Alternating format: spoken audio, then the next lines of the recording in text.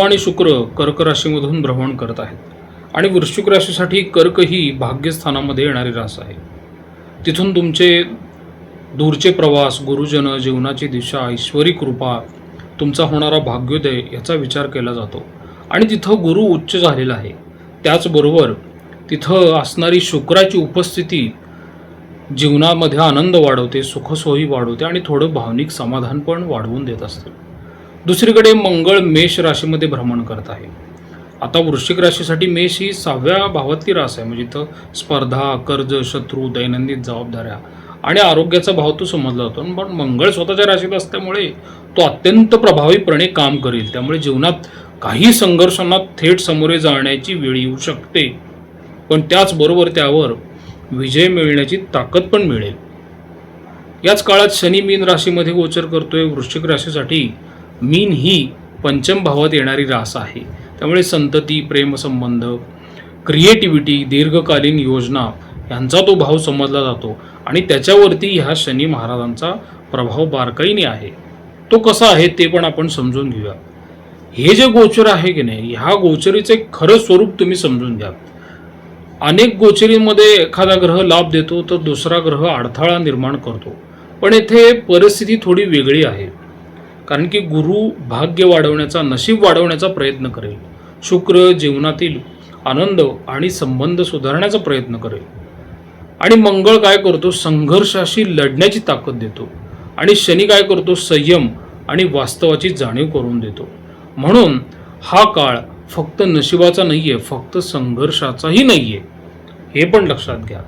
त्यामुळे हा काळ जीवनात योग्य दिशा मिळवून देईल. योग्य कृती आणि योग्य संयम याचा समतोल साधून देणार आहे. अनेक वृश्चिक राशीच्या व्यक्तींना मागील 13 महिन्यामध्ये प्रचंड त्रास झालेला आहे. मग सध्या तुम्हाला काय जाणवू शकतं की त्यांना आयुष्य एका नव्या दिशेने जात आहे असं जाणवेल. जुन्या विचारसरणीमध्ये बदल होतील.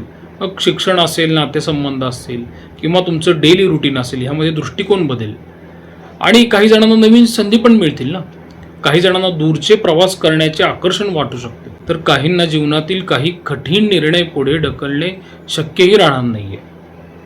पण वास्तव काय आहे वृश्चिक राशीसाठी, भाग्यस्थानातील गुरुची साथ तो काय करेल, प्रयत्नांची जागा घेऊ शकत नाही. 6व्या भावातला मंगळ हा तुम्हाला विजय मिळवून देईल. पंचमातला शनी हा तुम्हाला संयम आणि स्थिरता मिळवून देईल. त्यामुळे ह्या काळात यश मिळण्याची शक्यता जास्त आहे. अनेक वेळा परिस्थिती तुम्हाला अधिक जबाबदार ठरवते, अधिक मॅच्युअर बनवते, अधिक व्यावहारिक बनण्यासाठी ती काम करत असेल. त्यामुळे ह्या गोचरीचा मुख्य संदेश असा आहे की भाग्याची दारे उघडू शकतात, पण त्या दारातून चालण्याचे काम तुम्हालाच करावे लागेल ना. संघर्ष असेल, पण त्यातून बाहेर पडण्याची शक्ती देखील तुम्हाला हा मंगळ देणार आहे, जो तुमच्या राशीचा स्वामी आहे. त्यामुळे इथं तुम्हाला थोडंसं यश हाताळण्यासाठी सक्षम बनायचं आहे. आता बहुधा बऱ्याचशा वृश्चिक राशीच्या व्यक्तींना नोकरी आणि करिअरमध्ये प्रचंड त्रास मागील 13 महिन्यात झालेला जाणवलेला आहे. म्हणून आपण सुरुवातीला नोकरी आणि करिअर ह्या गोष्टी जरा विचारात घेऊया. आता ठीक आहे, भाग्यातला गुरु उच्च आहे, षष्ठातला मंगळ स्वगृही आहे आणि शनी पंचमात आहे. हे तिन्ही एकत्रित काय परिणाम देतात का, ते तुम्हाला वेगळ्या एका संधीसाठी तयार करत आहेत. योग्य मार्गदर्शन तुम्हाला गुरु मिळवून देईलच. षष्ठ भावातली मंगळ जो आहे ना, तो तुम्हाला संघर्षापासून पळ काढून देणार नाहीये आणि शनी हा समतोल साधून देईल. म्हणून हा काळ मेहनत आणि नशीब यांचा समतोल तुम्हाला घडवून देईल. नोकरी करणाऱ्यांसाठी काय की गेल्या काही वर्षांमध्ये किंवा मागच्या 13 महिन्याचाच आपण जास्त विचार करूया, अपेक्षित गती मिळाली नाही, प्रमोशन्स मिळालेली नाहीये, बढतीमध्ये विलंब झाला आणि वरिष्ठांकडून अपेक्षित पाठिंबा पण मिळाला नाही. जबाबदाऱ्या वाढल्या पण अधिकार वाढले नाहीत ना. स्वतःला सिद्ध करण्याची वेळ पण आली. म्हणून अशा परिस्थितींना सामोरं तुम्हाला पुढेही भविष्यात थोडंफार जावं लागू शकतं. काही व्यक्तींना नवीन जबाबदाऱ्या पण मिळतील. काहींना डिपार्टमेंट चेंज होणे किंवा चांगल्या पदाची संधी मिळू शकते आणि एखादा वरिष्ठ अधिकारी किंवा मार्गदर्शक जो असतो ना, तो पण पुढे जाण्यासाठी तुम्हाला मदत करेल. विशेष म्हणजे अनेक संधी अचानक आल्यासारख्या वाटतील, पण प्रत्यक्षात ते तुमचे अनेक वर्षांचे परिणाम आहेत. आता 6व्या भावातील मंगळ जो आहे ना, तो तुम्हाला संघर्षातून विजय मिळवून देईल. हा योग अनेक वेळा व्यक्तीला काय करतो, प्रतिस्पर्ध्यांवरती मात करायला शक्ती देत असतो. मग कसं असतं, ऑफिसमध्ये पॉलिटिक्स असतं, कार्यालयीन स्पर्धा असते, असंही घडतं, तिथं पण तुम्ही मात करताल. तुम्हाला असं वाटेल बरं का की मी पूर्वीसारखा गोष्टी टाळत नाहीये, आता त्यांचा थेट सामना करतोय. मात्र याच ठिकाणी सावधगिरी वृश्चिक राशीला आवश्यक आहे. कारण की मंगळ राग, उतावळेपणा आणि संघर्ष वाढवतो. विशेषतः वरिष्ठांशी किंवा सहकाऱ्यांशी अचानक वाद होऊ शकतात, ते तुम्ही टाळले पाहिजे. आणि व्यवसाय करणाऱ्यांसाठी कसं आहे की त्यांच्या दृष्टीने काळ संधी आणि स्पर्धा दोन्ही वाढवून देईल. हे कसं आहे, भाग्यातला गुरु हा तुम्हाला नवीन संपर्क मिळवून देतो, नवीन मार्केट देतो, दूरचे ग्राहक पुन्हा मिळवून देतो, परदेशात संधी मिळवून देतो आणि मोठ्या व्यक्तींचे मार्गदर्शन पण मिळवून देतो. तर तुमच्या 6व्या भावातला जो मंगळ आहे ना, तो स्पर्धकांशी सामना करणे किंवा विक्री वाढवण्याचा प्रयत्न तुमच्याकडून करून आणेल आणि थकबाकी पण कशी वसुली करायची हे पण तुम्हाला लक्षात आणून देईल. विशेषतः कसं, जे व्यवसाय अनेक महिन्यापासून अडकलेले आहेत ना, त्यामध्ये तुम्हाला कुठंतरी चालना मिळते, अडकलेली गाठ सुटते हे तुम्हाला जाणवेल. आता इथं एक अडचण अशी झालेली आहे की पंचमातला शनी जो आहे की नाही, तो मंगळाच्या प्रयत्नांना थोडासा मागं खेचतो असं तुम्हाला थोडं जाणवू शकतं. मग तिथं आपण काय केलं पाहिजे? प्रत्येक गोष्ट जी आहे ती कागदोपत्री व्यवस्थित हाताळली पाहिजे, संयम ठेवून हाताळली पाहिजे. कारण की शनी नेहमी तुमची सहनशीलता बघत असतो. एकदा नाही, दोनदा नाही, तीनदा नाही, चारदा नाही, 5 वेळा तरी तुम्हाला ती गोष्ट मिळवण्यासाठी प्रयत्न करावे लागतील.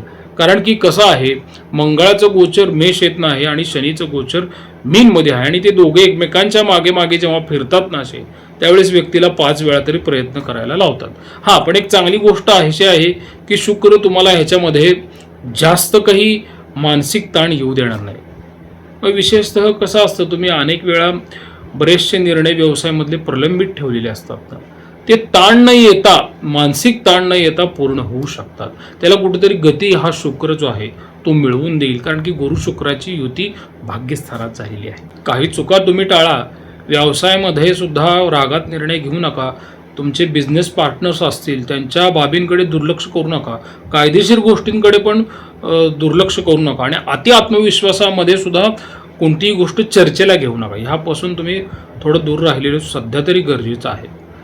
म्हणून वृश्चिक राशीसाठी तुमचं करिअर असेल किंवा व्यवसाय असेल ना, याच्यामध्ये प्रगतीची दारं उघडताना दिसत आहेत. पण त्यासोबत ठीक आहे, स्पर्धा आणि जबाबदाऱ्या देखील वाढतील. म्हणून ह्या काळात संधी मिळू शकतात, पण त्यांचे सोने करण्यासाठी कृती, शिस्त आणि संयम ह्या 3 गोष्टी तर आवश्यक आहेत. आता कुटुंब, नातेसंबंध आणि वैवाहिक जीवनाचा जर विचार केला ना, तर हे गोचर सर्वात भावनिक आणि हृदयाला स्पर्श करणारे आहे.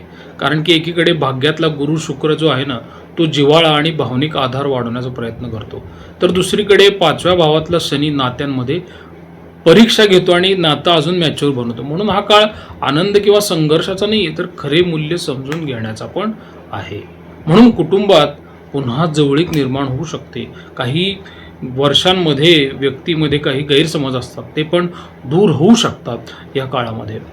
कसं आहे, बोलणं सुरू असतं कुटुंबामध्ये, संबंध टिकून असतात, पण मनातील जवळीक जी आहे ना ती कुठेतरी कमी झालेली असते.